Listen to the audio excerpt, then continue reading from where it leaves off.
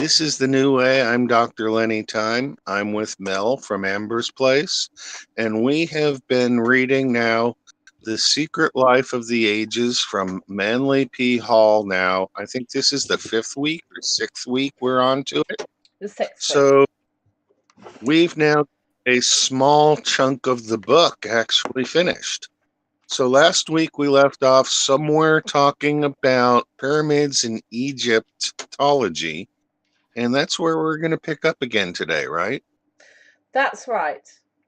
So for the listeners' benefit, they can find this text on www.sacredtext.com. It's The Secret Teachings of All of the Ages by Manley P. Hall, written in the 1920s. Okay, so as Lenny said last week, we were reading about the pyramids, and we're going to finish that part this week and start the next section. So we're just starting the last part of his work on the pyramids, which is called The Pyramid Mysteries. The word pyramid is popularly supposed to be derived from, now this I presume is a Greek word, which I can't pronounce, but it means fire, thus signifying that it is the symbolic representation of the one divine flame, the life of every creature. John Taylor believes the word pyramid to mean a measure of wheat, while C. Piazzi Smith favours the Coptic meaning, a division into 10. The initiates of old accepted the pyramid form as the ideal symbol of both the secret doctrine and those institutions established for its dissemination. Both pyramids and mounds are antitypes of the Holy Mountain, or high place of God, which was believed to stand in the midst of the earth.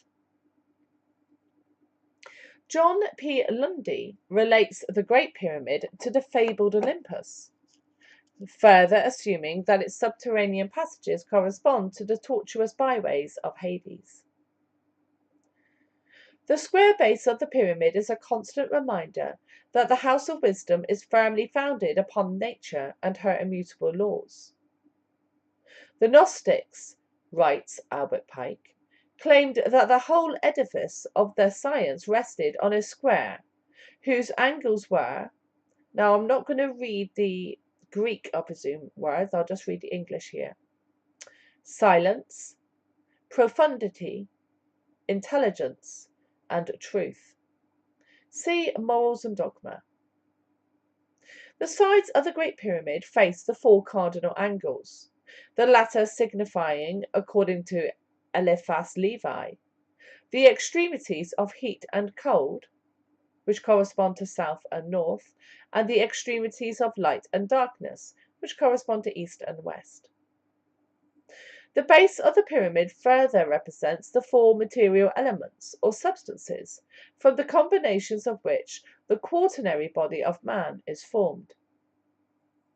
From each side of the square there arises a triangle, typifying the threefold divine being enthroned within every quaternary material nature. If each baseline be considered a square, from which ascends a threefold spiritual power, then the sum of the lines of the 4 faces, which is 12, and the 4 hypothetical squares, numbering 16, constituting the base is 28, the sacred number of the lower world. If this be added to the 3 septenaries composing the sun, which is 21, it equals 49, the square of 7 and the number of the universe. The 12 signs of the zodiac, like the governors of the lower worlds, are symbolized by the 12 lines of the 4 triangles, the faces of the pyramid. In the midst of each face is one of the beasts of Ezekiel, and the structure as a whole becomes the cherubim. The 3 main chambers of the pyramid are related to the heart, the brain, and the generative system. the spiritual centres of a human constitution. The triangular form of the pyramid also is similar to the posture assumed by the body during the ancient meditative exercises. The mysteries taught that the divine energies from the gods descended upon the top of the pyramid, which was likened to an inverted tree with its branches below and its roots at the apex. From this inverted tree, the divine wisdom is disseminated by streaming down the diverging sides and radiating throughout the world. The size of the capstone of the Great Pyramid cannot be accurately determined, for while most investigators have assumed that it was once in place, no vestige of it now remains. There is a curious tendency among the builders of great religious edifices to leave their creations unfinished, thereby signifying that God alone is complete. The capstone, if it existed, was itself a miniature pyramid, the apex of which again would be capped by a smaller block of similar shape, and so on ad infinitum. The capstone, therefore, is the epitome of the entire structure. Thus, the pyramid may be likened to the universe and the capstone to man. Following the chain of analogy, the mind is the capstone of man, the spirit is the capstone of the mind, and God, the epitome of the whole, the capstone of the spirit. As a rough and unfinished block, man is taken from the quarry and by the secret culture of the mysteries gradually transformed into a true and perfect pyramidal capstone. The temple is complete only when the initiate himself becomes the living apex through which the divine power is focused into the diverging structure below. W. Marsham Adams calls the Great Pyramid the House of the Hidden Places. Such indeed it was, for it represented the inner sanctuary of pre-Egyptian wisdom. By the Egyptians, the Great Pyramid was associated with Hermes, the god of wisdom and letters, and the divine illuminator, worshipped through the planet Mercury. Relating Hermes to the pyramid emphasizes anew the fact that it was in reality the supreme temple of the invisible and supreme deity. The Great Pyramid was not a lighthouse, an observatory, or a tomb, but the first temple of the mysteries, the first structure erected as a repository for those secret truths which are the certain foundation of all arts and sciences. It was the perfect emblem of the microcosm and the macrocosm, and, according to the secret teachings, the tomb of Osiris, the black god of the Nile. Osiris represents a certain manifestation of solar energy, and therefore his house or tomb is emblematic of the universe within which he is entombed, and upon the cross of which he is crucified. Through the mystic passageways and chambers of the Great Pyramid passed the illumined of antiquity. They entered its portals as men. They came forth as gods. It was the place of the second birth, or the womb of the mysteries, and wisdom dwelt in it as God dwells in the hearts of man. Somewhere in the depths of its recesses there resided an unknown being who was called the Initiator, or the Illustrious One, robed in blue and gold and bearing in his hand the sevenfold key of eternity. This was the lion-faced Hierophant, the Holy One, the Master of Masters, who never left the House of Wisdom, and whom no man ever saw save he who had passed through the gates of preparation and purification. It was in these chambers that Plato, he of the broad brow, came face to face with the wisdom of the ages personified in the Master of the Hidden House. Who was the Master dwelling in the mighty pyramid, the many rooms of which signified the worlds in space?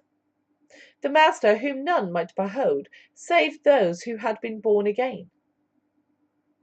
He alone fully knew the secret of the pyramid, but he has departed the way of the wise, and the house is empty. The hymns of praise no longer echo in muffled tones through the chambers. The neophyte no longer passes through the elements and wanders among the seven stars. The candidate no longer receives the word of life from the lips of the Eternal One.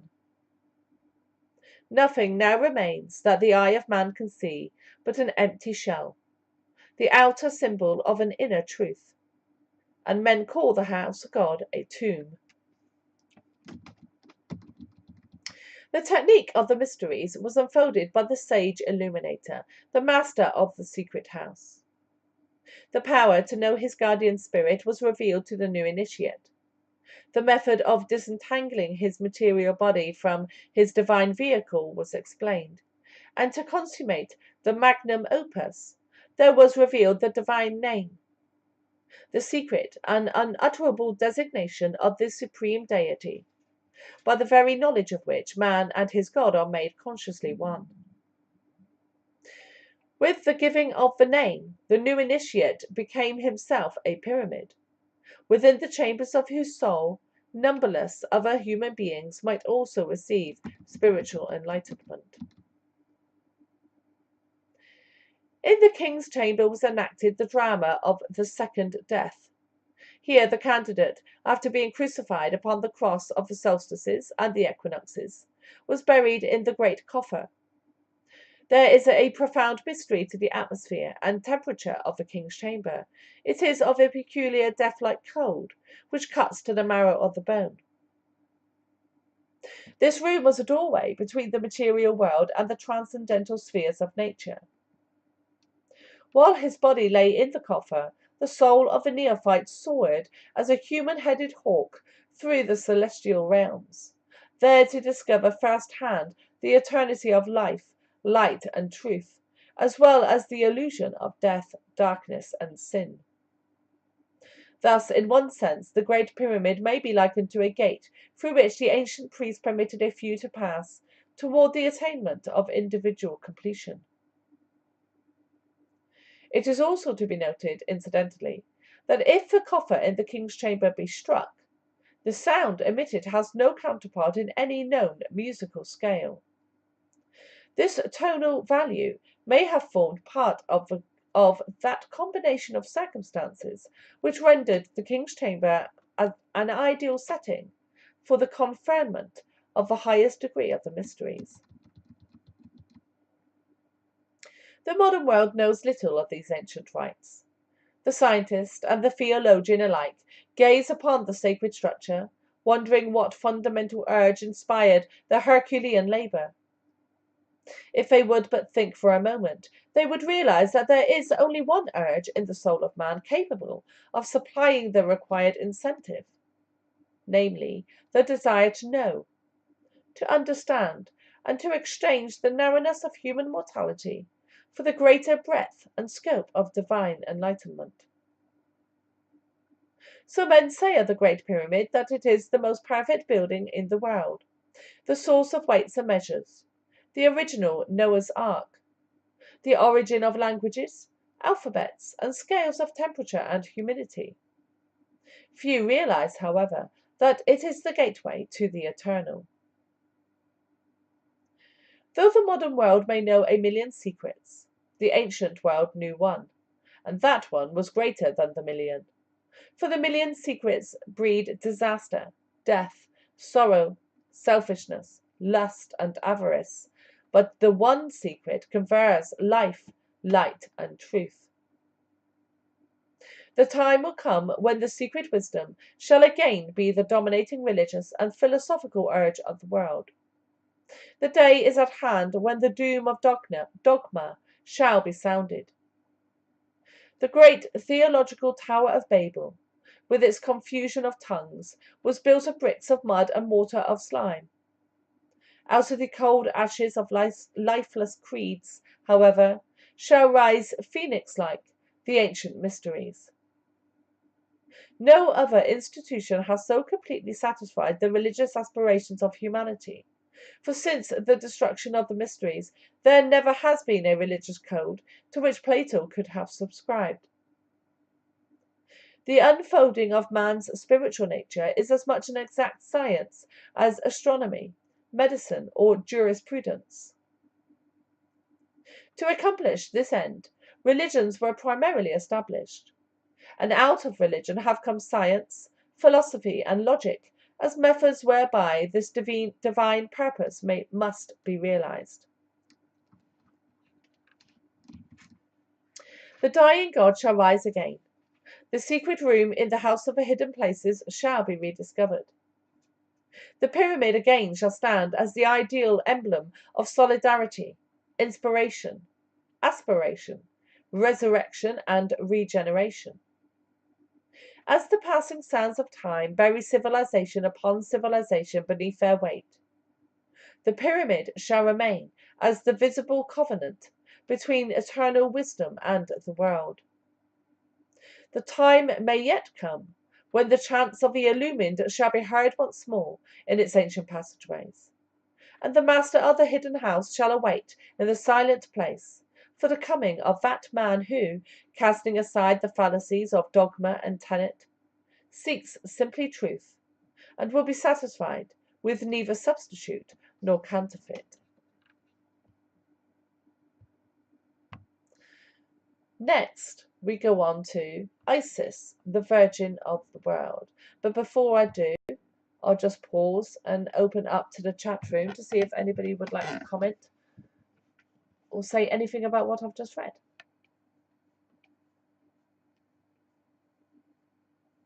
Yes. You mentioned a gentleman named Albert Pike. Mm-hmm. Tell me who Albert Pike was. Well, I know very little about him. The only thing I know about an Albert Pike was that he was a Freemason, I believe, who wrote a letter which allegedly, in the 1800s this was, which detailed the much of the occurrences in the 20th century. However, I've heard that that letter is alleged to have been a fake or a fake anyway. Although I don't know the evidence to or for that. But that's all I know of him. Yes, Manley P. Hall was a person from turn of the previous century, and Albert Pike preceded Manley Hall, so that Albert Pike was an old man when Manley Hall was a man. But I don't know the relationship there, and that would be something worth exploring down the road. Yeah, Seeker's just posted a video, thanks Seeker, in the Ornery Radio Room chat. And Albert Pike, Morals and Dogma. So I'm assuming that Albert Pike wrote the book Morals of Dogma, which Manley P. Hall has referenced in this work. This makes sense. There is some connection between the two gentlemen, but I think we should leave that for when we have more experts in the area come in to talk with us. Yes. The other thing I noticed was he mentioned the doom of dogma. Mm-hmm. And if he's writing a century ago about the doom of dogma, he must have missed that one pretty good, because I think the world today is full of dogma. It is, but dogma is being challenged more and more, is it not? With the advent and the ease of access people have to each other and to means of discussing these things.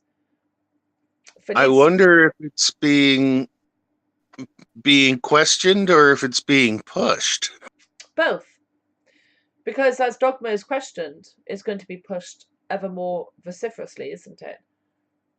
That's what happens in an abusive relationship, when the abused party starts to question and the abusive tactics no longer work. Usually the abuser's tactics become more and more extreme, which only verifies to the abused that they were correct in their belief. Yeah, that's when they drive their karma over your dogma. Anyway, I think I've said enough. Let's get back to the reading. Okay.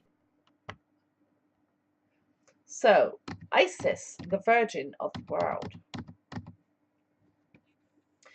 It is especially fitting that a study of Hermetic symbolism should begin with a discussion of the symbols and attributes of the Saitic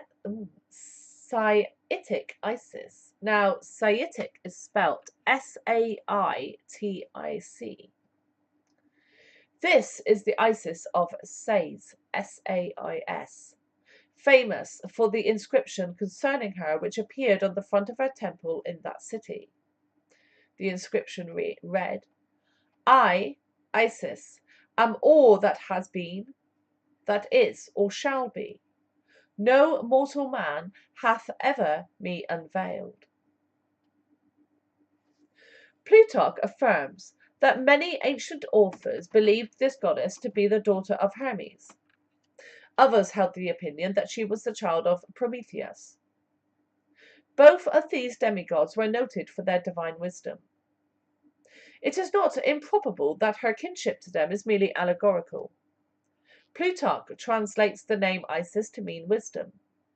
Godfrey Higgins, in his Anacalypsis, derives the name of Isis from the Hebrew iso and the Greek to save.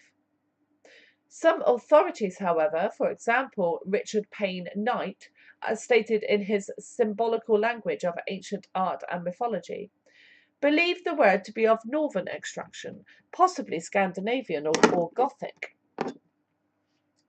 In these languages, the name is pronounced Isa, I-S-A, meaning ice, or water in its most passive, crystallized, negative state. This Egyptian deity, under many names, appears as the principle of natural fecundity among nearly all the religions of the ancient world. She was known as the goddess with 10,000 appellations, and was metamorphosed by Christianity into the Virgin Mary. For Isis, although she gave birth to all living things, chief among them the sun, still remained a virgin, according to the legendary accounts. Apuleius, that's spelt Apuleius,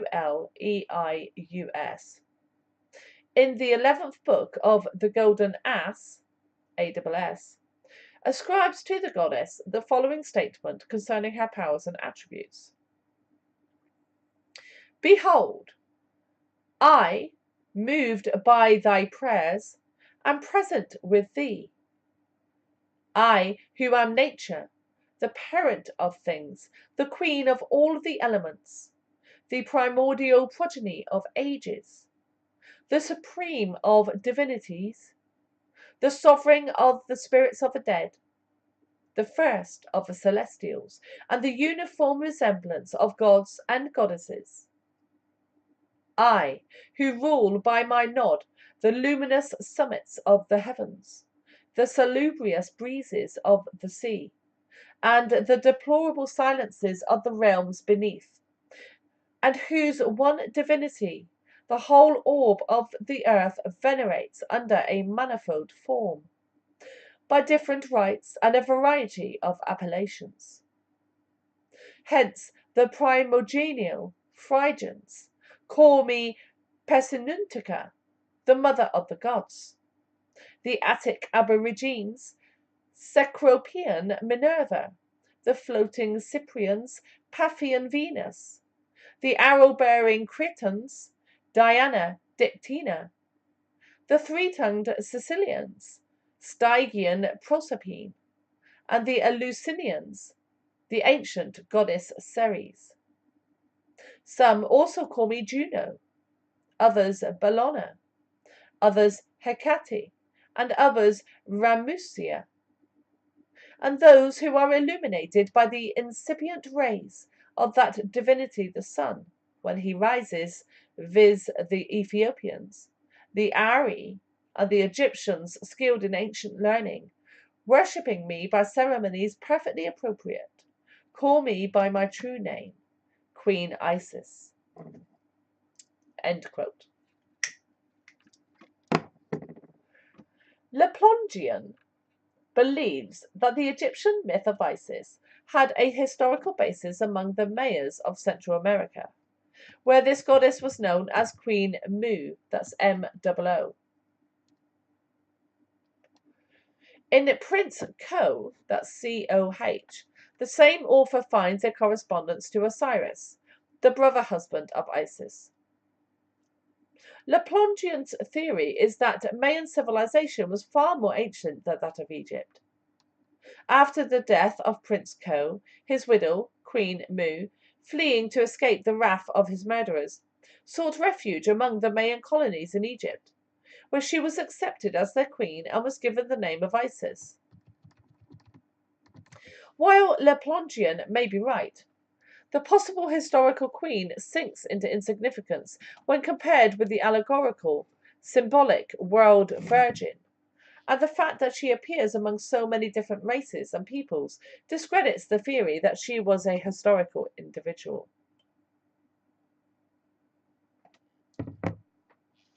According to Sextus Empiricus, the Trojan War was fought over a statue of the moon goddess. For this lunar Helena, and not for a woman, the Greeks and Trojans struggled at the gates of Troy. Several authors have attempted to prove that Isis, Osiris, Typhon, Nephthys, and Aruris, that's spelled Aroueris, in brackets, Thoth or Mercury, were grandchildren of the great Jewish patriarch Noah by his son Ham. But as the story of Noah and his ark is a cosmic allegory concerning the repopulation of planets at the beginning of each world period, this only makes it less likely that they were historical personages. According to Robert Flood, the sun has three properties: life, light, and heat. These three vivify and vitalize the three worlds: spiritual, intellectual, and material.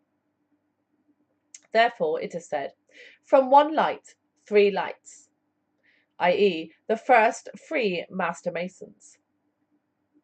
In all probability, Osiris represents the third, or material, aspect of solar activity, which by its beneficent influences vitalizes and enlivens the flora and fauna of the earth. Osiris is not the sun, but the sun is symbolic of the vital principle of nature, which the ancients knew as Osiris. His symbol, therefore, was an opened eye, in honor of the great eye of the universe, the sun. Opposed to the active, radiant principle of impregnating fire, here heat and motion was the passive, receptive principle of nature.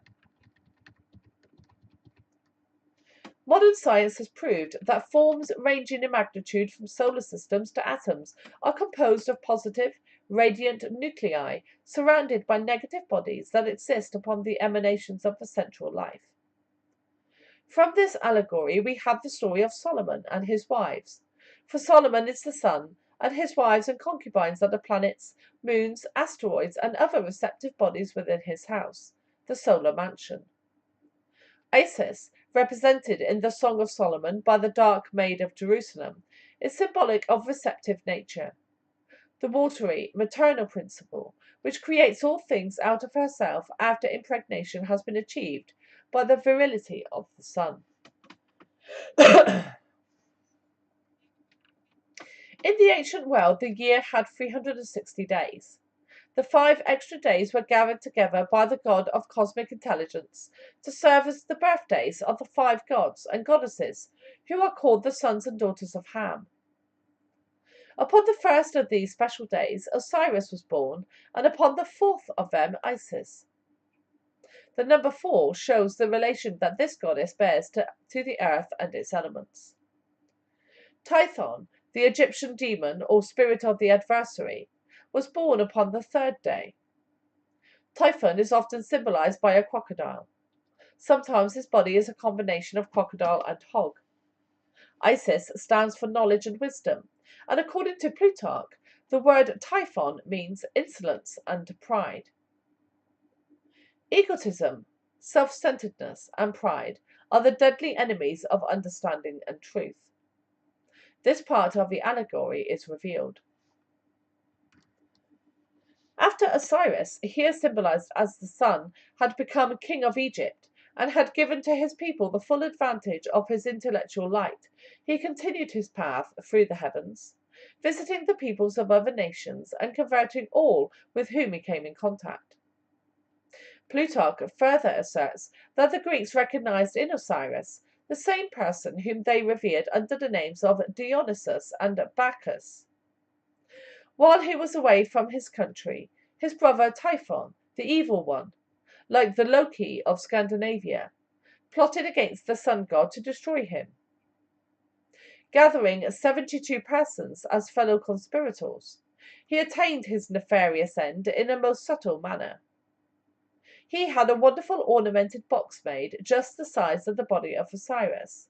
This he brought into a banquet hall where the gods and goddesses were feasting together. All admired the beautiful chest, and Typhon promised to give it to the one whose body fitted it most perfectly. One after another lay down in the box, but in disappointment rose again, until at last Osiris also tried. The moment he was in the chest, Typhon and his accomplices nailed the cover down and sealed the cracks with molten lead. They then cast the box into the Nile, down which it floated to the sea. Plutarch states that the date upon which this occurred was the 17th day of the month Athyr, that's Athyr, when the sun was in the constellation of Scorpio. This is most significant, for the scorpion is the symbol of treachery. The time when Osiris entered the chest was also the same season that Noah entered the ark to escape from the deluge. Plutarch further declares that the Pans and Satyrs, the nature spirits and elementals, first discovered that Osiris had been murdered. These immediately raised an alarm, and from this incident the word panic, meaning fright or amazement of the multitudes, originated. Isis, upon receiving the news of her husband's murder, which she learned from some children who had seen the murderers making off with the box, at once robed herself in mourning and started forth in quest of him. At length, Isis discovered that the chest had floated to the coast of Byblos, that's Byblos. There it had lodged in the branches of a tree, which in a short time miraculously grew up around the box.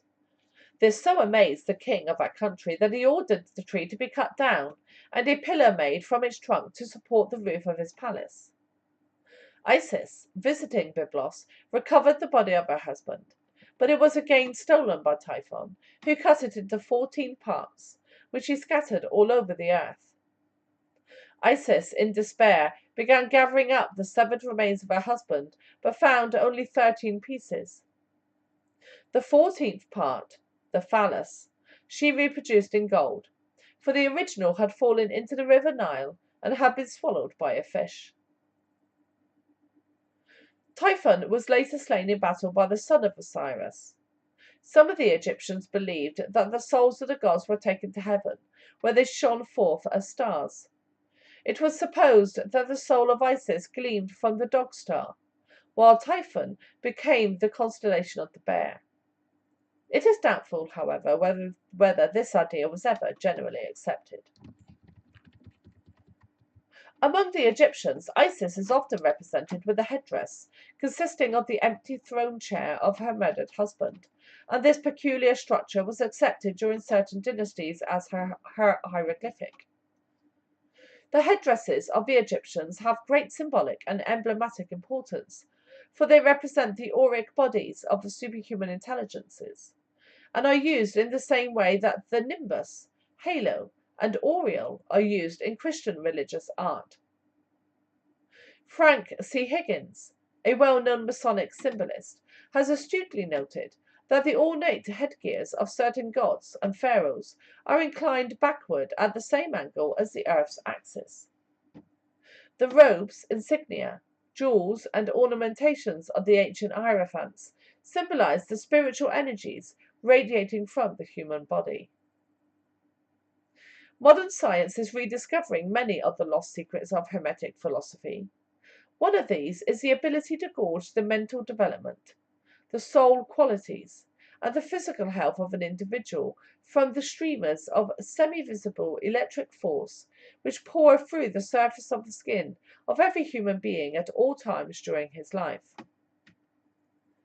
For details concerning a scientific process for making the auric emanations visible, see The Human Atmosphere by Dr. Walter J. Kilner. Isis is sometimes symbolized by the head of a cow. Occasionally, the entire animal is her symbol. The first gods of the Scandinavians were licked out of blocks of ice by the mother cow, called Ordhumla, who symbolized the principle of natural nutriment and fecundity because of her milk. Occasionally, Isis is represented as a bird. She often carries in one hand the crux ansata, the symbol of eternal life, and in the other the flowered scepter, symbolic of her authority. Thoth Hermes Trismegistus, the founder of Egyptian learning, the wise man of the ancient world, gave to the priests and philosophers of antiquity the secrets which have been preserved to this day in myth and legend. These allegories and emblematic figures conceal the secret formulae for spiritual, mental, moral, and physical regeneration, commonly known as the mystic chemistry of the soul, or alchemy. These sublime truths were communicated to the initiates of the mystery schools, but were concealed from the profane. The latter, unable to understand the abstract philosophical tenets, worshipped the concrete sculptured idols which were emblematic of these secret truths. The wisdom and secrecy of Egypt are epitomized in the Sphinx, which has preserved its secrets from the seekers of 100 generations. The mysteries of Hermeticism, the great spiritual truths hidden from the world by the ignorance of the world, and the keys of the secret doctrines of the ancient philosophers, are all symbolized by the Virgin Isis. Veiled from head to foot, she reveals her wisdom only to the tried and initiated few who have earned the right to enter her sacred presence, tear from the veiled figure of nature its shroud of obscurity, and stand face to face with the divine reality. The explanations in these pages of the symbols peculiar to the Virgin Isis are based, unless otherwise noted, on selections from a free translation of the fourth book of Bibliothèque des Philosophes Hermétiques,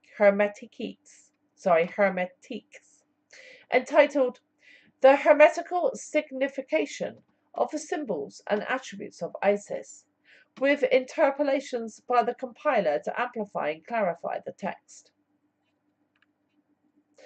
The statues of Isis were decorated with the sun, moon, and stars, and many emblems pertaining to the earth, over which Isis was believed to rule, as the guardian spirit of nature personified.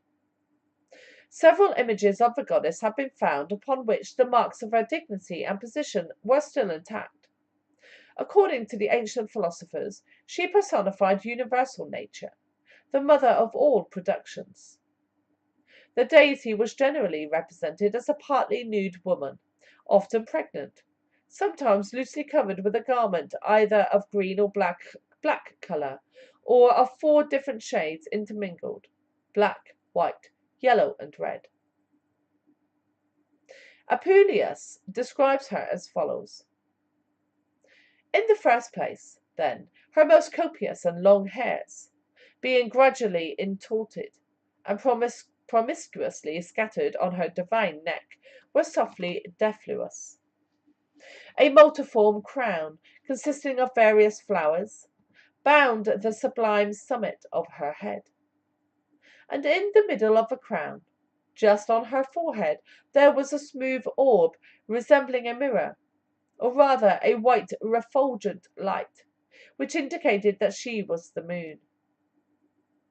Vipers, rising up after the manner of furrows, environed the crown on the right hand and on the left, and cerulean ears of corn were also extended from above. Her garment was of many colours, and woven from the finest flax, and was at one time lucid with a white splendour, at another yellow from the flower of crocus, and at another flaming with a rosy redness. But that which most excessively dazzled my sight was a very black robe, folded with a dark splendour, and which, spreading round and passing under her right side, and ascending to her left shoulder, there rose protuberant like the centre of a shield, the dependent parts of the robe falling in many folds, and having small knots of fringe, gracefully flowing in its extremities. Glittering stars were dispersed through the embroidered border of the robe, and through the whole of its surface, and the full moon, shining in the middle of the stars, breathed forth flaming fires. Nevertheless, a crown, wholly consisting of flowers and fruits of every kind, adhered with an indivisible connection to the border of that conspicuous robe, in all its undulating motions. What she carried in her hands also consisted of things of a very different nature, for her right hand indeed bore a brazen rattle, called a sistrum, through the narrow lamina of which bent like a belt, certain rods passing, produced a sharp triple sound through the vibrating motion of her arm. An oblong vessel in the shape of a boat depended from her left hand, on the handle of which, in that part in which it was conspicuous, an asp raised its erect head and largely swelling neck, and shoes woven from the leaves of the victorious palm tree covered her immortal feet. End of quote. The green colour alludes to the vegetation which covers the face of the earth, and therefore represents the robe of nature. The black represents death and corruption, as being the way to a new life and generation. Quote, "Except a man be born again, he cannot see the kingdom of God." By John III. White, yellow, and red signify the three principal colours of the alchemical, hermetical, universal medicine, after the blackness of its putrefaction is over. The ancients gave the name Isis to one of their occult medicines. Therefore, the description here given translates somewhat to chemistry. Her black drape also signifies that the moon, or the lunar humidity, the Sophic universal mercury, and the operating substance of nature in alchemical terminology, has no light of its own, but receives its light, its fire, and its vitalizing force from the sun. Isis was the image or representative of the great works of the wise men, the philosopher's stone, the elixir of life, and the universal medicine. Other hieroglyphics seen in connection with Isis are no less curious than those already described, but it is impossible to enumerate all, for many symbols were used interchangeably by the Egyptian hermetists. The goddess often wore upon her head a hat made of cypress branches, to signify mourning for her dead husband, and also for the physical death which she caused every creature to undergo, in order to receive a new life in posterity, or a periodic resurrection.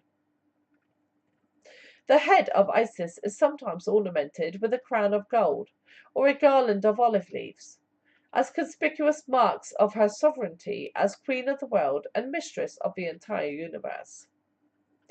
The crown of gold signifies also the aurific unctuosity, or sulphurous fatness, of the solar and vital fires which she dispenses to every individual by a continual circulation of the elements, this circulation being symbolized by the musical rattle which she carries in her hand.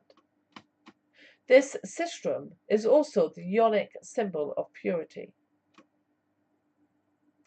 A serpent interwoven among the olive leaves on her head, devouring its own tail, denotes that the aurific unctuosity was soiled with the venom of terrestrial corruption, which surrounded it, and must be mortified and purified by 7 planetary circulations, or purifications, called flying eagles, in alchemical terminology, in order to make it medicinal for the restoration of health. Here, the emanations from the sun are recognized as a medicine for the healing of human ills. The 7 planetary circulations are represented by the circumambulations of the Masonic Lodge, by the marching of the Jewish priests 7 times around the walls of Jericho, and of the Mohammedan priests 7 times around the Kaaba at Mecca. From the crown of gold projects 3 horns of plenty, signifying the abundance of the gifts of nature, proceeding from one root having its origin in the heavens, the head of Isis. In this figure, the pagan naturalists represent all the vital powers of the 3 kingdoms and families of sublunary nature: mineral, plant, and animal. Man considered as an animal. At one of her ears was the moon, and at the other the sun, to indicate that these 2 were the agent and patient, or father and mother principles of all natural objects, and that Isis, or nature, makes use of these 2 luminaries to communicate her powers to the whole empire of animals, vegetables, and minerals. On the back of her neck were the characters of the planets and the signs of the zodiac, which assisted the planets in their functions. This signified that the heavenly influences directed the destinies of the principles and sperms of all things, because they were the governors of all sublunary bodies, which they transformed into little worlds made in the image of the greater universe. Isis holds in her right hand a small sailing ship, with the spindle of a spinning wheel for its mast. From the top of the mast projects a water jug, its handle shaped like a serpent, swelled with venom. This indicates that Isis steers the bark of life, full of troubles and miseries, on the stormy ocean of time. The spindle symbolizes the fact that she spins and cuts the thread of life. These emblems further signify that Isis abounds in humidity, by means of which she nourishes all natural bodies, preserving them from the heat of the sun by humidifying them with nutritious moisture from the atmosphere. Moisture supports vegetation, but this subtle humidity, the life ether, is always more or less infected by some venom proceeding from corruption or decay. It must be purified by being brought into contact with the invisible cleansing fire of nature. This fire digests, perfects, and revitalizes this substance, in order that the humidity may become a universal medicine to heal and renew all the bodies in nature. I'm just going to pause for a sec there to have a drink. If anyone would like to comment. Oh, I always like to comment. Mm-hmm. This is Way on Steempunk Radio. I'm Dr. Lenny Thyme. You're listening to Mel from Amber's Place. She is reading from The Secret Teachings of All Ages by Manley P. Hall, which was written in 1921. So the information collected therein probably is one of the best summaries of what was secret at the turn of the century. Now, if we take the turn of the century of the previous century, that's midway through a cycle of 80 years in which there was a lot of change going on. If we use Strauss and Howe's analogy, it would have been the middle of a fall, in fall as compared to summer, winter, and spring, not fall as in dropping and diminishing. But in a way, it was dropping and diminishing as a fall if you look at it as a waveform, and that what you have in Strauss and Howe's theory are 80-year periods that are linked as winter, spring, summer, fall, so that each period then follows the next, and the 80-year periods can be thought of as 1940 to the present 2020, 1860 to 1940, and this is the time during that period where the writings of Manley P. Hall are dead on to what they were thinking as the period, but because it's the secret teachings of all ages, this is the information that was rejected during that period. And so 120 years later, 80 plus 40, we're in a position where stuff is known because they decided to bury it for people 120 years ago. So our rediscovery of this information is sort of part of our rebirth as a system. So if we take the year 2020 as being the start of a new spring, based on the fact that Manley Hall was writing this during mid-fall, then I have to feel very, very good about what's coming in the future of the new way and the future of mankind. So that was just a little drift off. As you've been reading, I've been trying to follow everything you said, but I've also been scribbling in my notebook that's already a page and a half written and is going deep into some theory of numbers that if I was doing the talking on the show, I couldn't have gotten the ideas that you're reading about converted into the symbols that I can then look at and count the numbers for the symbols. So there's a lot of good work coming in. The theory that I just threw out will be a thread that will be able to carry through the new way as part of the cryptofiction to get a better explanation of the current day reality. Interesting. Okay, so I shall carry on. Yes, and everybody who's listening, this is the second hour we're going into. I want to give the audience good thanks because hearing from an author like Manley Hall on the secret teachings of ages from a book written 100 years ago and listening to what they're saying is something you don't get on modern day radio, television, or in the entertainment industry. So we are cutting ground in producing human scale entertainment that's something different for individuals. And by participating in this show, you're stepping away from the controlled reality of having a machine produce entertainment for you. So the new way is a crypto fiction show that deals with reality and assumes that reality is real, but the things beyond reality are fiction, as opposed to assuming that life is fiction and there's something out there that's more real. But you know, you can look at it either way, and whichever direction you look at it in is going to change your perspective of things. But it's like your right hand looking at your left hand. The perspective doesn't matter. The two hands work together in cooperation, not against each other because they're different. Let's get back to Manley. Okay.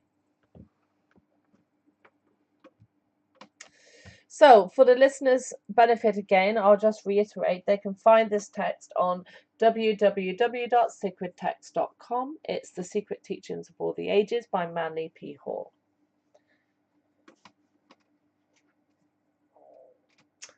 The serpent throws off its skin annually and is thereby renewed, symbolic of the resurrection of the spiritual life from the material nature. This renewal of the earth takes place every spring, when the vivifying spirit of the sun returns to the countries of the northern hemisphere. The symbolic virgin carries in her left hand a sistrum and a cymbal, or a square frame of metal, which when struck gives the keynote of nature, in brackets Fa, Fa. Sometimes also an olive branch, to indicate the harmony she preserves among natural things with her regenerating power. By the processes of death and corruption, she gives life to a number of creatures of diverse forms through periods of perpetual change. The symbol is made square instead of a usual triangular shape in order to symbolize that all things are transmuted and regenerated according to the harmony of the four elements. Dr. Sigismund Backstrom believed that if a physician could establish harmony among the elements of earth, fire, air, and water, and unite them into a stone, the philosopher's stone, symbolized by the six-pointed star, or two interlaced triangles, he would possess the means of healing all disease. Dr. Backstrom further stated that there was no doubt in his mind that the universal, omnipresent fire, or spirit of nature, does all and is all in all. By attraction, repulsion, motion, heat, sublimation, evaporation, exsication, inspissation, coagulation, and fixation, the universal fire, or spirit, manipulates matter and manifests throughout creation. Any individual who can understand these principles and adapt them to the free departments of nature becomes a true philosopher. From the right breast of Isis protruded a bunch of grapes, and from the left an ear of corn, or a sheaf of wheat, golden in colour. These indicate that nature is the source of nutrition for plant, animal, and human life, nourishing all things from herself. The golden colour in the wheat, the corn, indicates that in the sunlight, or spiritual gold, is concealed the first sperm of all life. On the girdle surrounding the upper part of the body of the statue appear a number of mysterious emblems.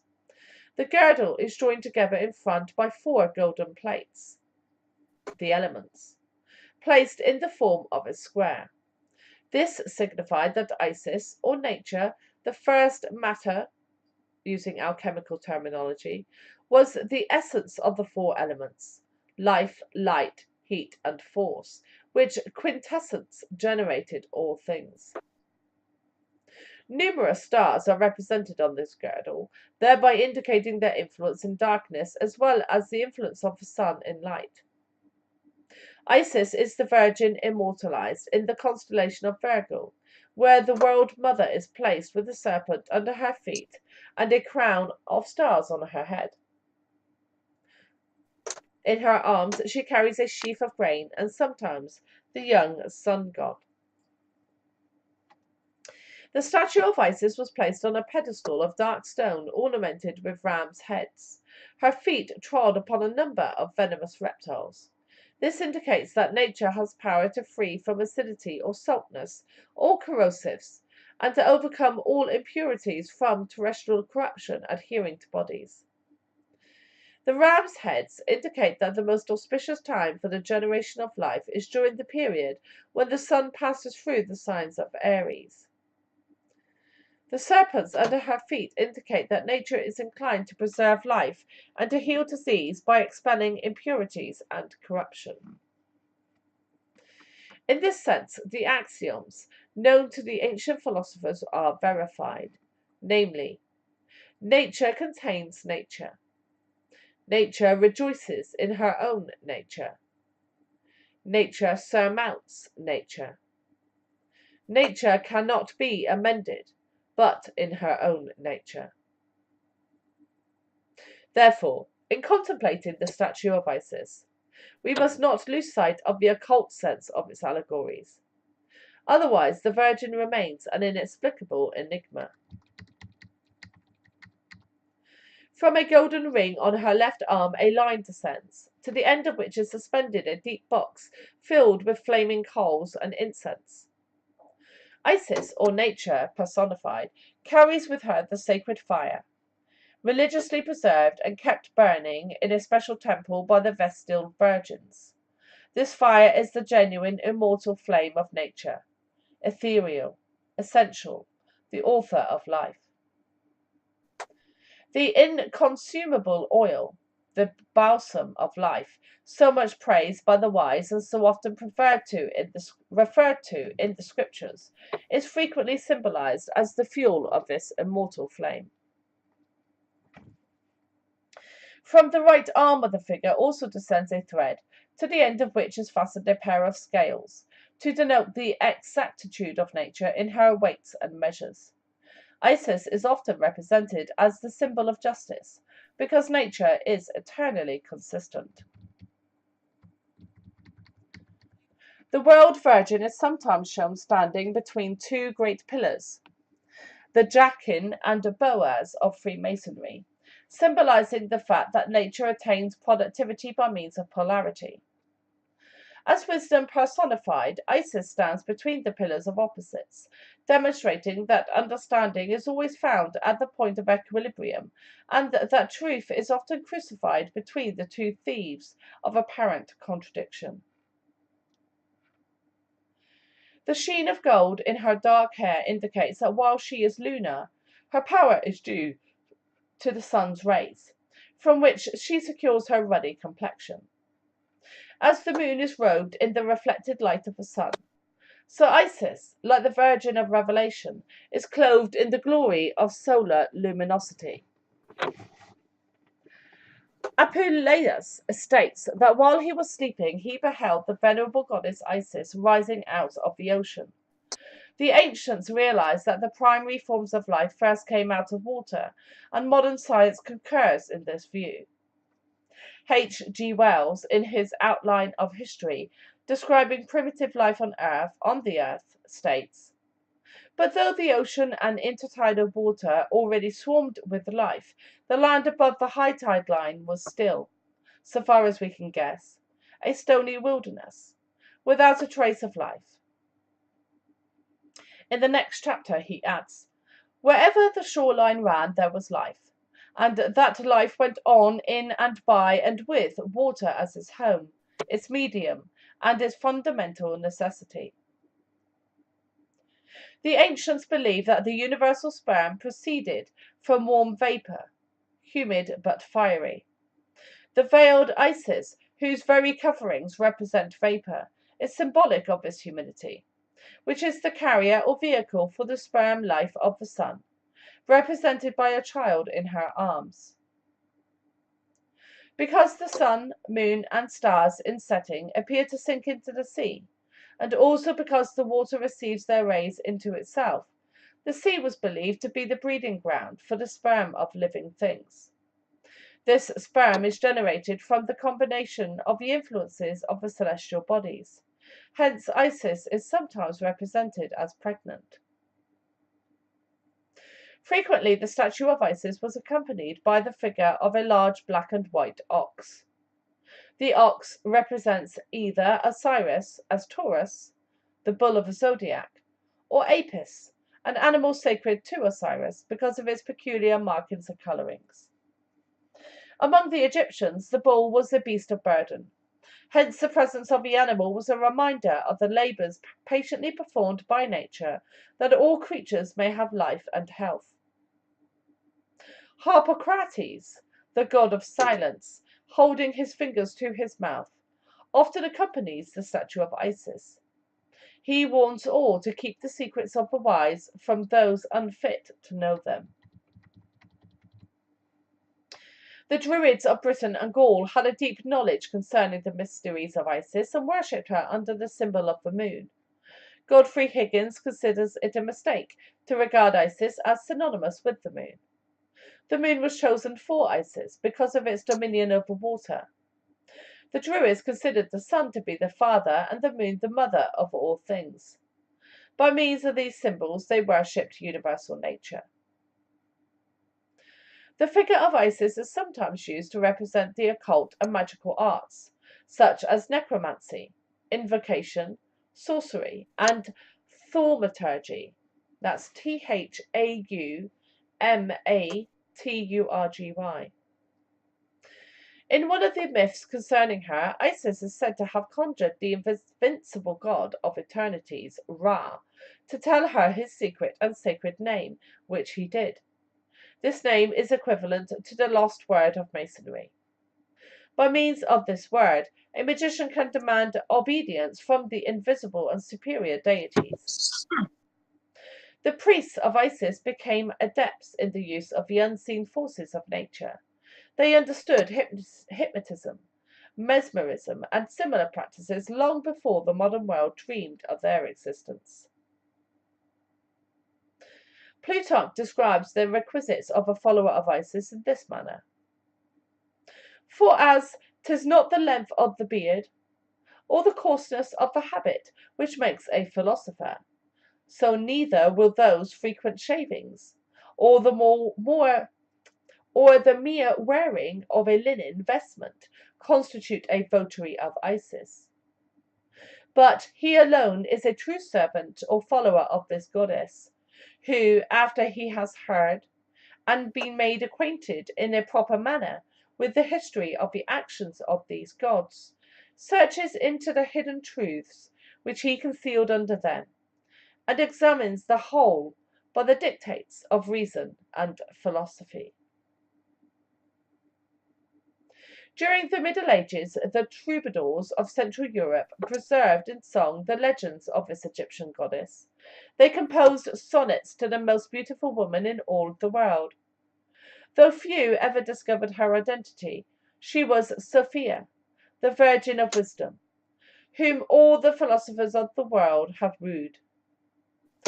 Isis represents the mystery of motherhood, which the ancients recognized as the most apparent proof of nature's omniscient wisdom and God's overshadowing power. To the modern seeker, she is the epitome of the great unknown, and only those who unveil her will be able to solve the mysteries of life, death, generation, and regeneration. Okay, so that's the end of Manley P. Hall's description of Isis. Before we go on to the next part, which is titled Mummification of the Egyptian Dead, would anyone like to comment?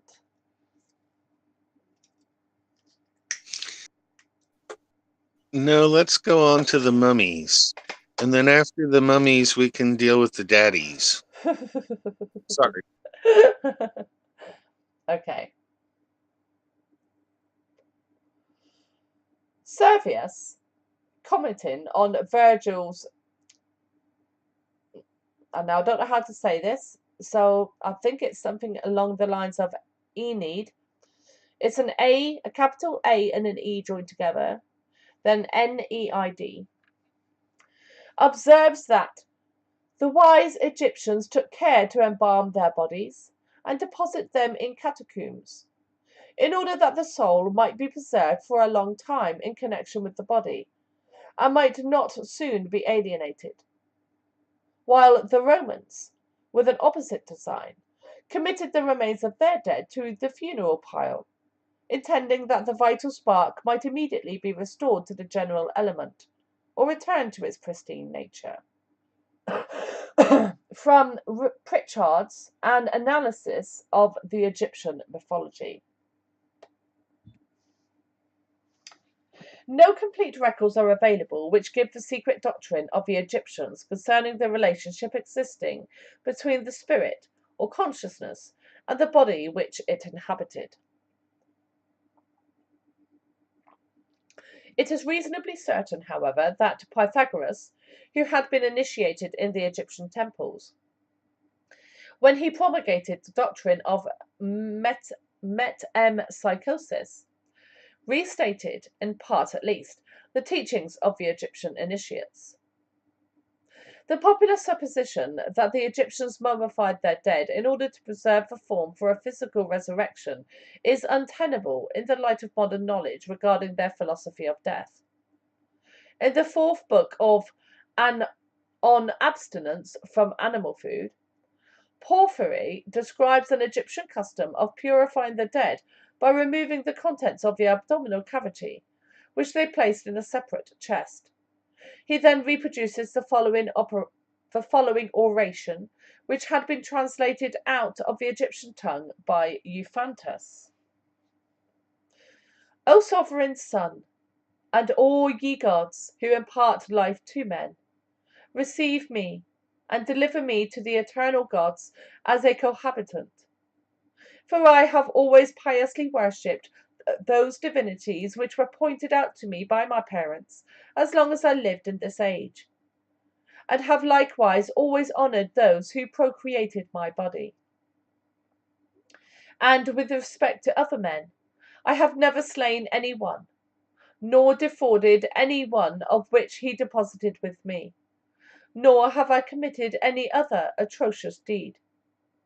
If, therefore, during my life I have acted erroneously, by eating or drinking things which it is unlawful to eat or drink, I have not erred through myself, but through these, pointing to the chest which contained the viscera. The removal of the organs identified as the seat of the appetites was considered equivalent to the purification of the body from their evil influences. So literally did the early Christians interpret their scriptures that they preserved the bodies of their dead by pickling them in salt water, so that on the day of resurrection the spirit of the dead might re-enter a complete and perfectly preserved body. Believing that the incisions necessary to the embalming process and the removal of the internal organs would prevent the return of the spirit to its body, the Christians buried their dead without resorting to the more elaborate mummification methods employed by the Egyptian morticians.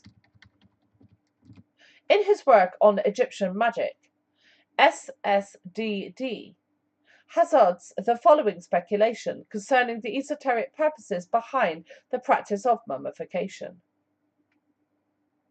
There is every reason to suppose, he says, that only those who had received some grade of initiation were mummified.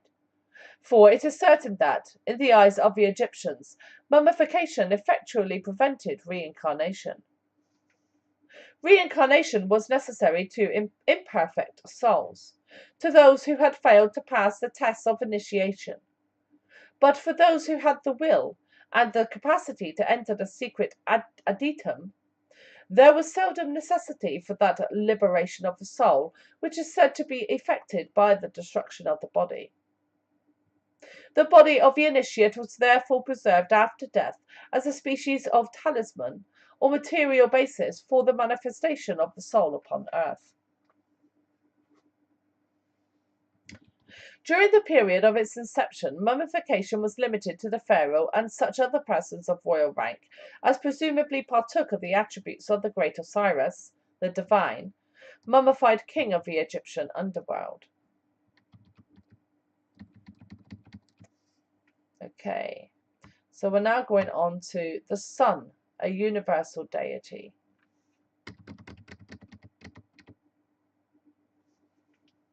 The adoration of the sun was one of the earliest and most natural forms of religious expression. Complex modern theologies are merely involvements and amplifications of this simple aboriginal belief. The primitive mind, recognizing the beneficent power of the solar orb, adored it as the proxy of the supreme deity. Concerning the origin of sun worship, Albert Pike makes the following concise statement in his Morals and Dogmas. To them, Aboriginal peoples, he, the sun, was the innate fire of bodies, the fire of nature, author of life, heat, and ignition.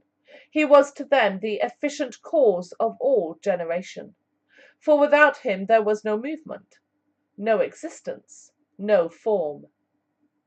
He was to them immense, indivisible, imperishable, and everywhere present. It was their need of light and of his creative energy that was felt by all men, and nothing was more fearful to them than his absence. His beneficent influences caused his identification with the principle of good, and the Brahma of the Hindus, the Mithras of the Persians, the Athom, Amun, Pufta, or Puffer, Phtha, and Osiris of the Egyptians, the Bel of the Chaldeans, the Adonai of the Phoenicians, the Adonis and Apollo of the Greeks, became but personifications of the sun, the regenerating principle, image of that fecundity which perpetuates and rejuvenates the world's existence. End quote. Among all the nations of antiquity, altars, mounds, and temples were dedicated to the worship of the orb of day. The ruins of these sacred places yet remain, notable among them being the pyramids of Yucatan and Egypt, the snake mounds of the American Indians, the ziggurats of Babylon and Chaldea, the round towers of Ireland, and the massive rings of uncut stone in Britain and Normandy. The Tower of Babel, which, according to the scriptures, was built so that man might reach up to God, was probably an astronomical observatory. Many early priests and prophets, both pagan and Christian, were versed in astronomy and astrology. Their writings are best understood when read in the light of these ancient scientists.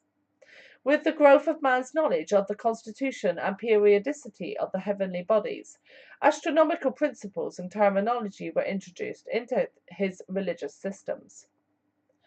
The tutelary gods were given planetary thrones, the celestial bodies being named after the deities assigned to them. The fixed stars were divided into constellations, and through these constellations wandered the sun and its planets, the latter with their accompanying satellites. The Solar Trinity. The sun, as supreme among the celestial bodies visible to the astronomers of antiquity, was assigned to the highest of the gods and became symbolic of the supreme authority of the Creator himself. From a deep philosophic consideration of the powers and principles of the sun has come the concept of the Trinity as it is understood in the world today. The tenet of a triune divinity is not peculiar to Christian or Mosaic theology, but forms a conspicuous part of the dogma of the greatest religions of both ancient and modern times. The Persians, Hindus, Babylonians, and Egyptians had their trinities. In every instance, these represented the threefold form of one supreme intelligence. In modern Masonry, the deity is symbolized by an equilateral triangle, its three sides representing the primary manifestations of the Eternal One, who is himself represented as a tiny flame, called by the Hebrews Yod. Jacob Boehme, the Teutonic mystic, calls the Trinity the three witnesses, by means of which the invisible is made known to the visible, tangible universe. The origin of the Trinity is obvious to anyone who will observe the daily manifestations of the sun. This orb, being the symbol of all light, has three distinct phases: rising, midday, and setting. The philosophers therefore divided the life of all things into three distinct parts: growth, maturity, and decay. Between the twilight of dawn and the twilight of evening is the high noon of resplendent glory. God the Father, the creator of the world, is symbolized by the dawn. His color is blue because the sun rising in the morning is veiled in blue mist. God the Son, the illuminating one, sent to bear witness of his Father before all the worlds, is the celestial globe at noonday, radiant and magnificent, the maned Lion of Judah, the golden-haired Saviour of the world. Yellow is his colour, and his power is without end. God, the Holy Ghost, is the sunset phase, when the orb of day, robed in flaming red, rests for a moment upon the horizon line, and then vanishes into the darkness of the night, to wandering the lower worlds, and later rise again triumphant from the embrace of darkness. To the Egyptians, the sun was the symbol of immortality, for while it died each night, it rose again with each ensuing dawn. Not only has the sun this diurnal activity, but it also has its annual pilgrimage, during which time it passes successively through the 12 celestial houses of the heavens, remaining in each for 30 days. Added to these, it has a third path of travel, which is called the precession of the equinoxes, in which it retrogrades around the zodiac through the 12 signs at the rate of 1 degree every 72 years. Concerning the annual passage of the sun through the 12 houses of the heavens, Robert Hewitt Brown, 32°, makes the following statement. The sun, as he pursued his way among these living creatures of the zodiac, was said, in allegorical language, either to assume the nature of, or to triumph over, the sign he entered. The sun thus became a bull in Taurus, and was worshipped as such by the Egyptians under the name of Apis, and by the Assyrians as Baal or Bull. In Leo, the sun became a lion slayer, Hercules, and an archer in Sagittarius. In Pisces, the fishes, he was a fish, Dagon or Vishnu, the fish god of the Philistines and Hindus. A careful analysis of the religious systems of pagandom uncovers much evidence of the fact that its priests served the solar energy, and that their supreme deity was in every case this divine light personified. Godfrey Higgins, after 30 years of inquiry into the origin of religious beliefs, is of the opinion that all the gods of antiquity resolved themselves into the solar fire, sometimes itself as God, or sometimes an emblem or Shekinah of that higher principle, known by the name of the creative being or God. The Egyptian priests in many of their ceremonies wore the skins of lions, which were symbols of the solar orb, owing to the fact that the sun is exalted, dignified, and most fortunately placed in the constellation of Leo, which he rules and which was at one time the keystone of the celestial arch. Again, Hercules is the solar deity, for as this mighty hunter performed his 12 labours, so the sun, in traversing the 12 houses of the zodiacal band, performs during his pilgrimage 12 essential and benevolent labours for the human race, and for nature in general. Hercules, like the Egyptian priests, wore the skin of a lion for a girdle. Samson, the Hebrew hero, as his name implies, is also a solar deity. His fight with the Nubian lion, his battles with the Philistines, who represent the powers of darkness, and his memorable feat of carrying off the gates of Gaza, all refer to aspects of solar activity. Many of the ancient peoples had more than one solar deity. In fact, all of the gods and goddesses were supposed to partake, in part at least, of the sun's effulgence. The golden ornaments used by the priestcraft of the various world religions are again a subtle reference to the solar energy, as are also the crowns of kings. In ancient times, crowns had a number of points extending outward like the rays of the sun, but modern conventionalism has, in many cases, either removed the points or else bent them inward, gathered them together, and placed an orb or cross upon the point where they meet. Many of the ancient prophets, philosophers, and dignitaries carried a sceptre, the upper end of which bore a representation of the solar globe, surrounded by emanating rays. All the kingdoms of earth were but copies of the kingdoms of heaven, and the kingdoms of heaven were best symbolized by the solar kingdom, in which the sun was the supreme ruler, the planets his privy council, and all nature the subjects of his empire. Many deities have been associated with the sun. The Greeks believed that Apollo, Bacchus, Dionysus, Sabazius, Hercules, Jason, Ulysses, Zeus, Uranus, and Vulcan partook of either the visible or invisible attributes of the sun. The Norwegians regarded Balder the Beautiful as a solar deity, and Odin is often connected with the celestial orb, especially because of his one eye. Among the Egyptians, Osiris, Ra, Anubis, Hermes, and even the mysterious Ammon himself had points of resemblance with the solar disk. Isis was the mother of the sun, and even Typhon, the destroyer, was supposed to be a form of solar energy. The Egyptian sun myth finally centered around the person of a mysterious deity called Serapis. The two Central American deities, Tezcatlipoca and Quetzalcoatl, while often associated with the winds, were also undoubtedly solar gods. I'll just spell those two. The first is Tezcatlipoca, and the second is Quetzalcoatl.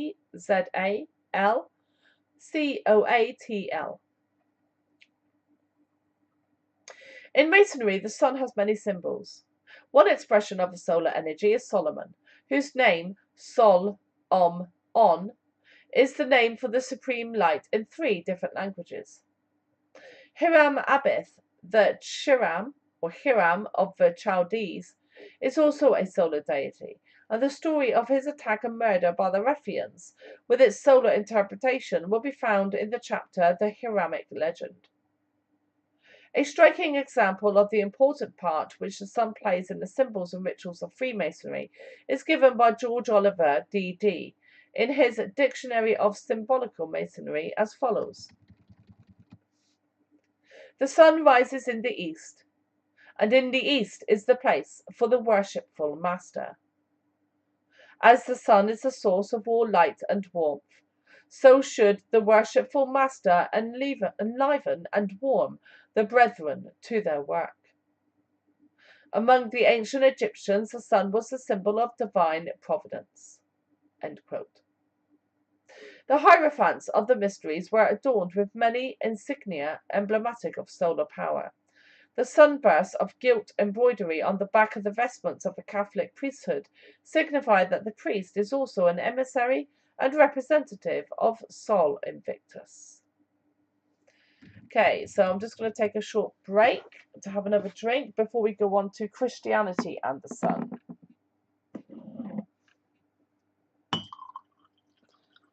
Would anyone like to comment?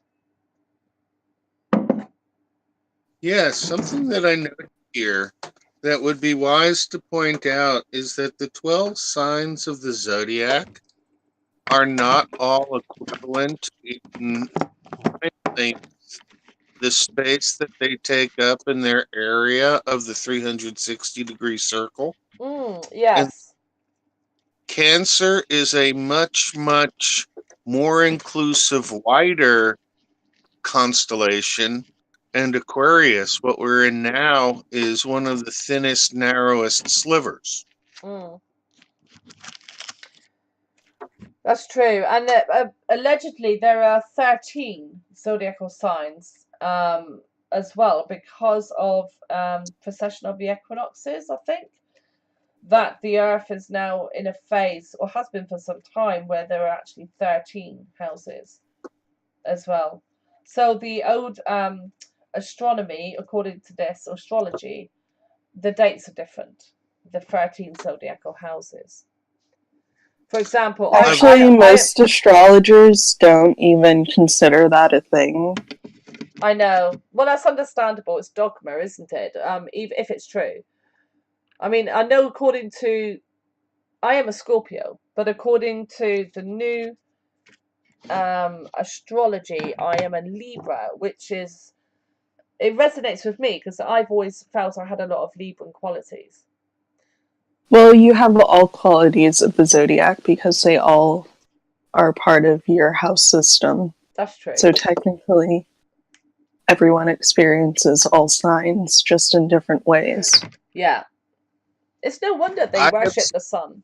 Sorry, Lenny, go on.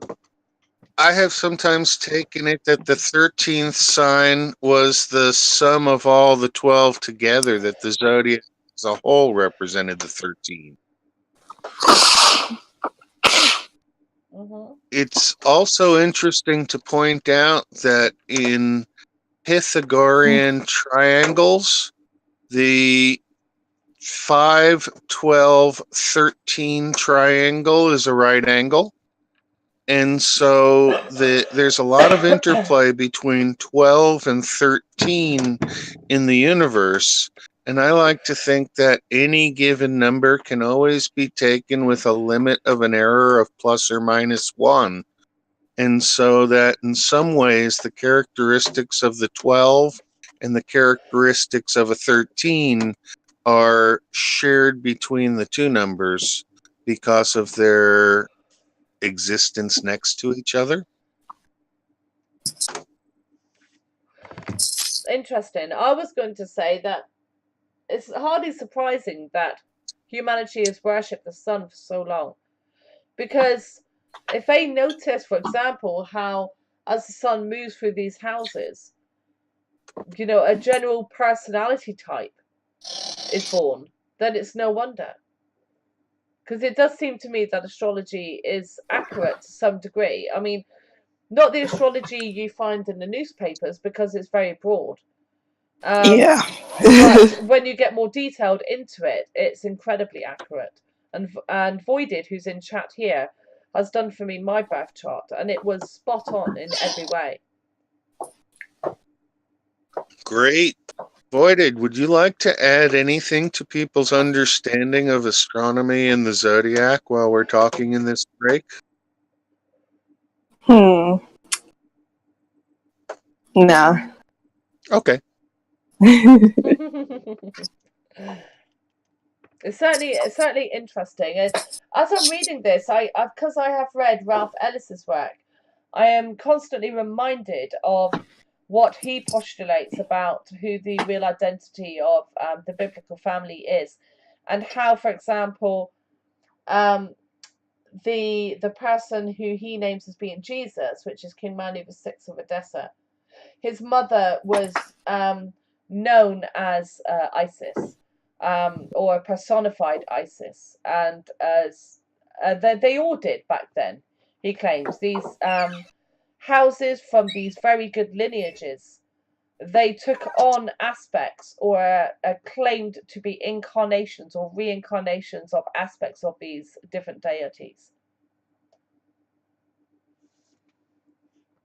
Interesting. I wonder if we can take aspects of deities on within ourselves right now and develop the powers that we need to change the reality of our own existence and other people's existences. Isn't that basically channeling? Channeling self, yes. Channeling aspects of self. No, I mean aspects of like gods and stuff like that. Yes. But it could still be termed as aspects of self. If you believe, for example, or agree with the law of one, then on the assumption that these God-like consciousnesses do exist, separate from, say, myself, by channeling those aspects, I am still channeling aspects of self, because we're all one being. Yeah. Doesn't matter really. It all works regardless of what you believe, whether it's parts of your subconscious or whether you believe it's godlike deities or even extraterrestrial deities or extraterrestrials. It's all aspects of self under the law of one, which is what Ra promulgated, I believe. The law of one, is it not? I think it was Ra.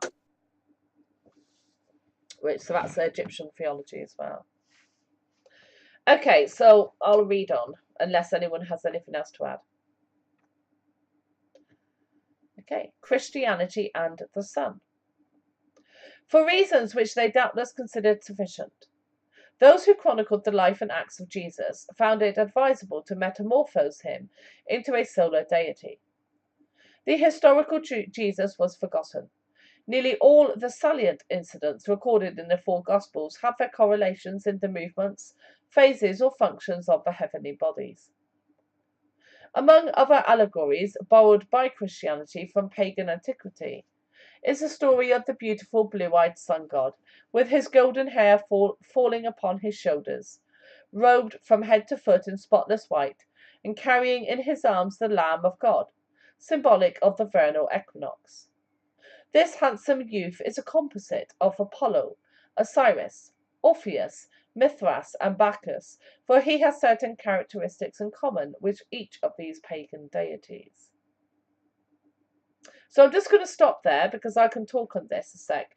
In what I've from Ralph Ellis's work. So this is what he also postulates, that the character that the Christian religion labeled Jesus or Isas was a real historical character, but much of his life is not actually talked about in the New Testament, although some aspects are. And that what the Christian creators did was to create a composite religion from the most popular variants of Judaism at the time, or religions of the region, to try to put an end to the constant political infighting and religious infighting between the different sects within their empire, especially in the East, because the Judaic regions were constantly infighting because there were different variants of Judaism at the time, and they needed solidarity there to protect the Roman Empire from the Persian Empire. And that he also agrees that much of what is in the New Testament is simply regurgitation of previous religions and allegories, simply on the name of this real historical character, Isas, who was very, very popular in the region at the time. Okay, so I'm just going to carry on. The philosophers of Greece and Egypt divided the life of the sun during the year into 4 parts. Therefore, they symbolized the solar man by 4 different figures. When he was born in the winter solstice, the sun god was symbolized as a dependent infant who in some mysterious manner had managed to escape the powers of darkness seeking to destroy him while he was still in the cradle of winter. The sun, being weak at this season of the year, had no golden rays or locks of hair, but the survival of the light through the darkness of winter was symbolized by one tiny hair which alone adorned the head of the celestial child. In brackets, as the birth of the sun took place in Capricorn, it was often represented as being suckled by a goat. At the vernal equinox, the sun had grown to be a beautiful youth. His golden hair hung in ringlets on his shoulders, and his light, as Schiller said, extended to all parts of infinity. At the summer solstice, the sun became a strong man, heavenly bearded, who, in the prime of maturity, symbolizes the fact that nature at this period of the year is strongest and most fecund. At the autumnal equinox, the sun was pictured as an aged man, shuffling along with bended back and whitened locks into the oblivion of winter darkness. Thus, 12 months were assigned to the sun as the length of its life. During this period, it circled the 12 signs of the zodiac in a magnificent triumphal march. When fall came, it entered, like Samson, into the house of Delilah, or Virgo, where its rays were cut off and it lost its strength. In Masonry, the cruel winter months are symbolized by 3 murderers who sought to destroy the god of light and truth. The coming of the sun was hailed with joy. The time of its departure was viewed as a period to be set aside for sorrow and unhappiness. This glorious, radiant orb of day, the true light which lighteth every man who cometh into the world, the supreme benefactor, who raised all things from the dead, who fed the hungry multitudes, who stilled the tempest, who after dying rose again and restored all things to life. This supreme spirit of humanitarianism and philanthropy is known to Christendom as Christ, the Redeemer of worlds, the only begotten of the Father, the Word made flesh, and the hope of glory. The birthday of the sun. The pagans set aside the 25th of December as the birthday of the solar man. They rejoiced, feasted, gathered in processions, and made offerings in the temples. The darkness of winter was over, and the glorious sun of light was returning to the northern hemisphere. With his last effort, the old sun god had torn down the house of the Philistines, the spirits of darkness, and had cleared the way for the new sun, who was born that day from the depths of the earth amidst the symbolic beasts of the lower world. Concerning this season of celebration, an anonymous Master of Arts of Balliol College, Oxford, in his scholarly treatise, Mankind, Their Origin and Destiny, says, the Romans also had their solar festival, and their games of the circus in honour of the birth of the god of day. It took place the 8th day before the calends of January, that is, on December the 25th. Servius, in his commentary on verse 720 of the 7th book of the Aeneid, in which Virgil speaks of the new sun, says that, properly speaking, the sun is new on the 8th of the calends of January, that is, December the 25th. In the time of Leo the First, I think that means, Leo, Serm. Right, the reference for this is Leo, Serm, SERM, XXI, so 11, Donative, Dom, page 148. So, in the time of Leo the First, some of the fathers of the church said that what rendered the festival of Christmas venerable was less the birth of Jesus Christ than the return, and, as they expressed it, the new birth of the sun. It was on the same day that the birth of the invincible sun, Natalis Solis Invicti, was celebrated at Rome, as can be seen in the Roman calendars, published in the reign of Constantine and of Julian. Reference Hymn to the Sun, page 155. This epithet, Invictus, is the same as the Persians gave to this same god, whom they worship by the name of Mithra, and whom they caused to be born in a grotto. Reference Justin, Dial, Cum Trips, page 305. Just as he is represented as being born in a stable under the name of Christ by the Christians. End quote. Concerning the Catholic feast of the Assumption and its parallel in astronomy, the same author adds, at the end of 8 months, when the sun god, having increased, traverses the 8th sign, he absorbs the celestial virgin in his fiery course, and she disappears in the midst of the luminous rays and the glory of her sun. This phenomenon, which takes place every year about the middle of August, gave rise to a festival which still exists, and in which it is supposed that the Mother of Christ, laying aside her earthly life, is associated with the glory of her Son, and is placed at his side in the heavens. The Roman calendar of Columella, reference Col 1, Roman numerals of 2, Cap 2, page 429, marks the death or disappearance of Virgo at this period. The sun, he says, passes into Virgo on the 13th day before the calends of September. This is where the Catholics place the Feast of the Assumption, or the reunion of the Virgin to her Son. This feast was formerly called the Feast of the Passage of the Virgin. Reference Beausobre, that's Beausobre, Tome 1, page 350.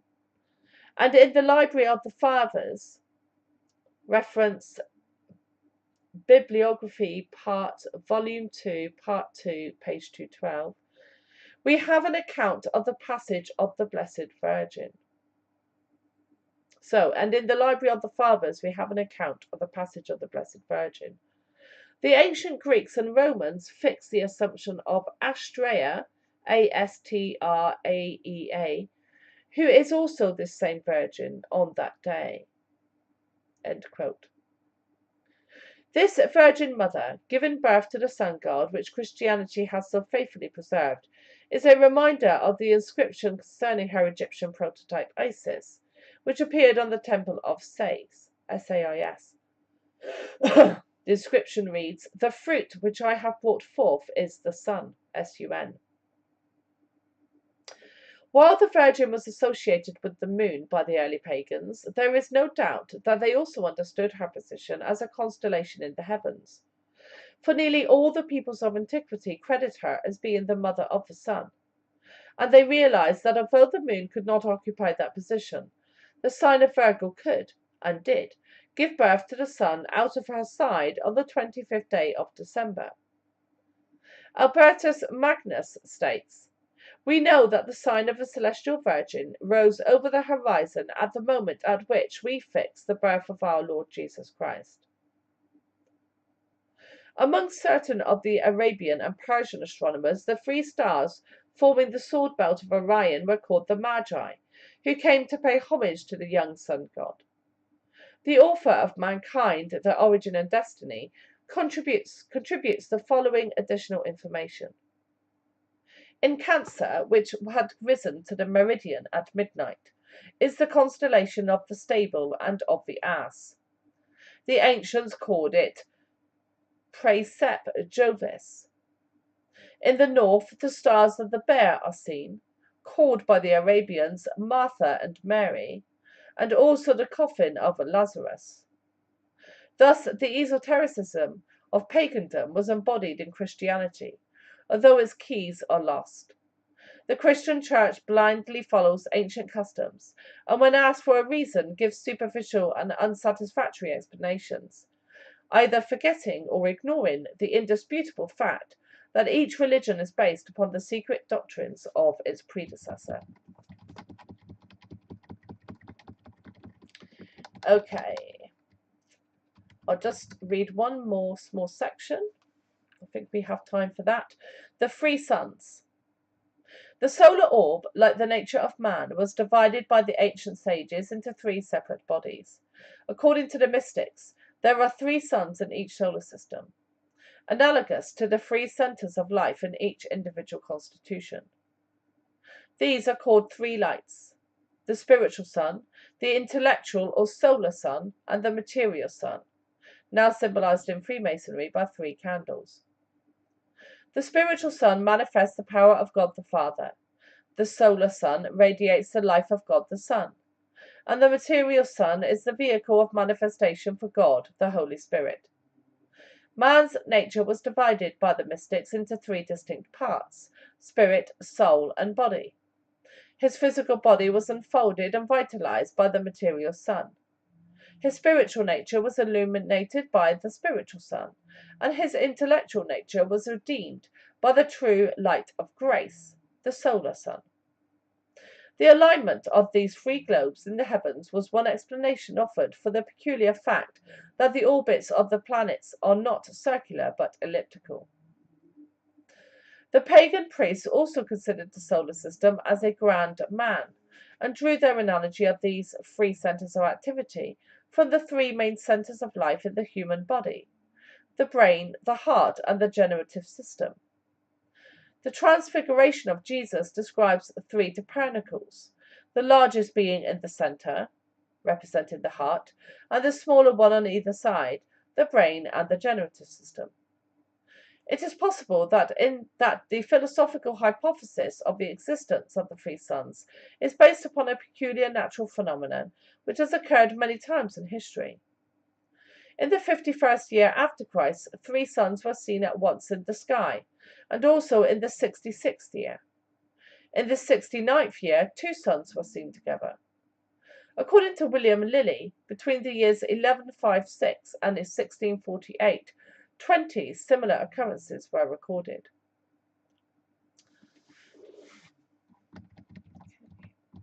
Lenny, would you like me to stop there so you can round off the show?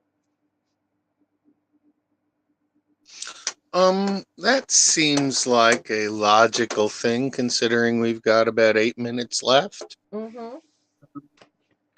What do you suppose is going on if the history of Jesus is just following the script of previous writings that come from periods 2,000 years prior, and that those scripts come from periods 2,000 years prior, and so on? Do you think that maybe the zodiac marks ages where we come to the same end and then move back into a new beginning that ushers in another age, and that the difference between each age is a matter of perspective, and that all together they add up to David Wilcock's 25,896 year cycle? I think there's a lot of truth in that. I think that celestial mechanics, that the earth is ruled by celestial mechanics, and as is mankind, and which is why we see repeated patterns going through history that simply seem inexplicable, and that these ages do recur, and they are dictated by the solar houses. I think that it's like a one big machine with lots of little cogwheels, which determines the nature and spirit of man and this place. I think there's a lot of truth in that. And I think that all of these religions are simply allegorical tales telling the same story, the same truth. And I find that there is a relative truth and an absolute truth, and that you can't get any close to an absolute truth by believing a relative truth, that you have to have a falsehood to question in order to determine a new truth. So if everybody's believing the same truth in groupthink, that truth can be based on other truth that's not really true truth but false truth. And so sifting out true from false in what each of us believe is interesting, given that Manley Hall is now teaching us things that people knew back at a time that we supposedly don't know at this moment. But a lot of the stuff relating to Egyptology and some of the stuff he's talking about, I know from the works of Zecharia Sitchin that I have read before. And so the stories and words are familiar, even though the authors might not be the same. Yes, exactly. It did strike me that in the first hour I was writing about winter, spring, summer, and fall in terms of some theories that I was working out, and that by the end you just read about winter, spring, summer, and fall from Manley Hall talking about Christianity and its impact on things on a seasonal basis. And if you take that 2,000 year cycle and you make it analogous to the 80-year cycle described by Strauss and Howe, it's amazing how much stuff is actually capable of being interpreted differently, but is yet the same stuff in the same way from a different historical origin. Yes, I agree. It's amazing. Well, this is the new way on Steempunk Radio. I'm Dr. Lenny Thyme. I've been talking with Mel from Amber's Place, and she has been reading from Manley Hall, The Secret Teachings of All Ages, that was written in 1920. So we're looking at thought from 100 years ago and trying to see how much of it stacks up with modern day thought and what we believe is true and what was believed to be true in the past. And I think this is a good process for investigating what we know and how we know what we know and whether we can believe in what we know from our own perspective. And I really do think we all have to believe in ourselves, that if we don't believe in ourselves and support each other to believe in themselves, then something in the structure fades. And if you can't believe in yourself, then you're not believing in other things. So Hall provides a good baseline of thinking. It may not be all true that what he says in this book, but there's a lot of documented research that goes into it.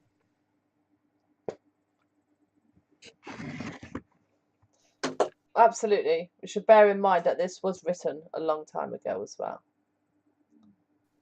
Yes, 100 years is when it was written, which means it was believed before that time. And so the reintroduction of Manley Hall is something that's very, very good. And I'm glad we're doing this. Thank you, Mel. You're welcome. And thank you to the listeners. Yes, and we'll be back tomorrow in the same time, in the same place, but we'll be doing something different because that's the nature of the new way. Wherever you are, wherever you may be, good evening, good morning, good sometime. It's all good, and that's the way it goes. I'm Dr. Lenny Thyme. Thank you. Okay, we're done.